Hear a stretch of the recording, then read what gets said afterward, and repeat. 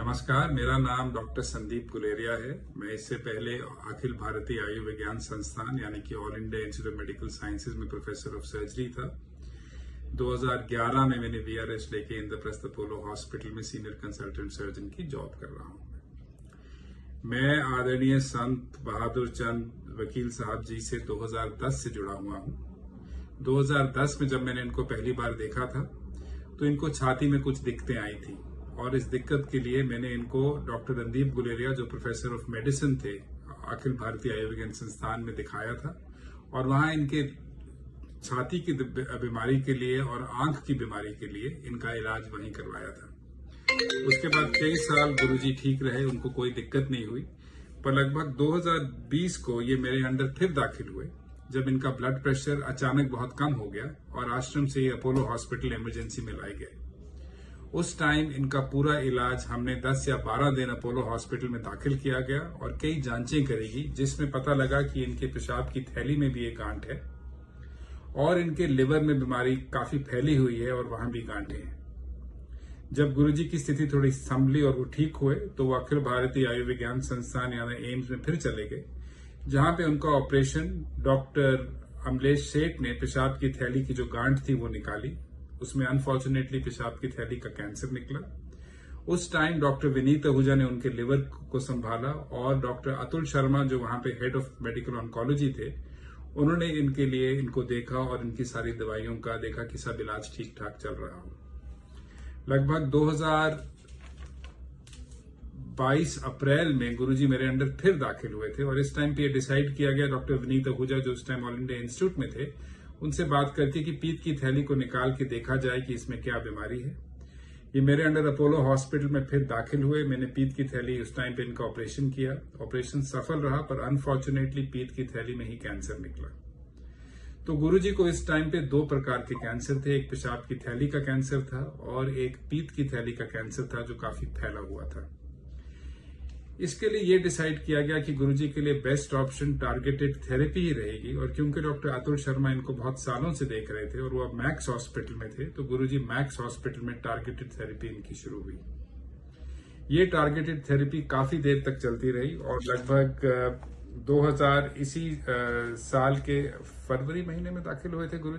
14 जुलाई 2024 में गुरुजी max hospital में doctor Atul Sharma के अंडर दाखिल हुए। उनको फिर टारगेटेड थेरेपी दी गई।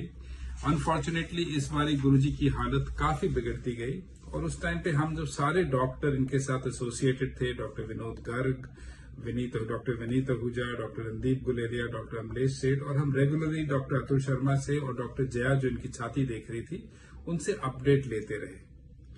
अनफॉर्चुनेटली उस टाइम पे गुरुजी के अंदर 2 कैंसर फैले हुए थे। लिवर भी काफी कमजोर हो चुका था और अल्टीमेटली 1/8/2024 को करीब 1:35 बजे गुरुजी ने शरीर छोड़ दिया। इसमें कोई दो राय नहीं है कि इनका इलाज जितना हो सकता था वो हुआ।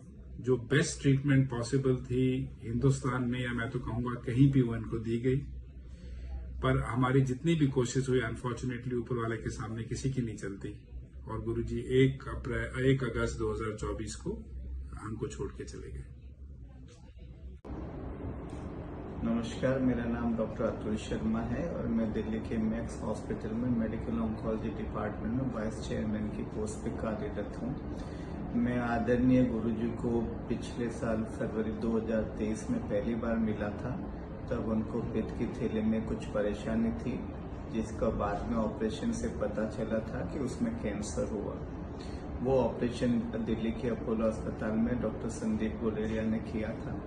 उसके बाद अस्पताल में ऑपरेशन के बाद वो काफी दिन तक स्वस्थ भी रहे थे। फिर हम लोग उनको बीच बीच में देखते रहते थे और जैसे कुछ टेस्ट वगैरह भी करते रहते।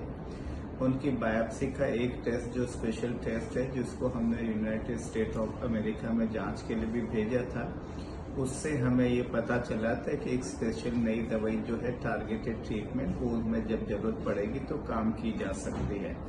कुछ महीनों के बाद, कुछ अंतराल के बाद गुरुजी को कुछ तकलीफ थोड़ी बहुत शुरू होने लगी, थोड़ा वेट लॉस करीब होने लगा, कमजोरी आने करने लगी। तब हम सब ने डिसाइड करके ये डिसाइड किया कि उनको वो टारगेटेड थेरेपी दी जा सकती है। वो थेरेपी उनको 3 या 4 मरतबा दी गई थी।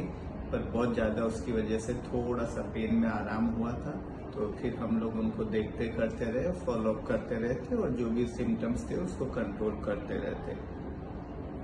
उसके बाद 14 जुलाई 2024 को गुरुजी को थोड़ा फीवर वगैरह हुआ था, पेट दर्द वगैरह हुआ, कमर में दर्द काफी था, तो उनको मैक्स हॉस्पिटल नई दिल्ली में भर्ती कराया गया था।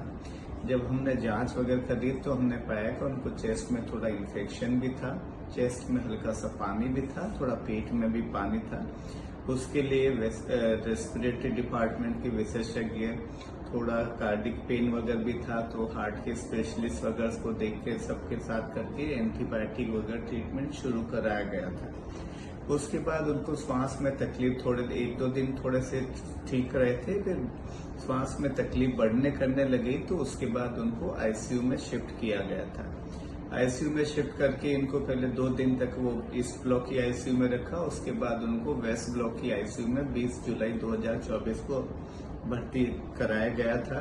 वहाँ पे उनको 1-2 बार और हमने देखा तो उनके ब्लीडिंग डिसऑर्डर, थोड़ा सा क्लॉटिंग फैक्टर्स डिलेंस थे, उसकी वजह से हम जो मेडिकल भाषा में बोलते हैं डीआईसी थोड़ा होने करने लगा था, थोड़ा सेप्सिस होने लगा था, जिसको इन्फेक्शन बोलते हैं, काफी सेप्सिस होने करने लगा था, और 1-2 बार उनको माइनर से मॉडरेट हार्ट के भी अटैक हुए थे।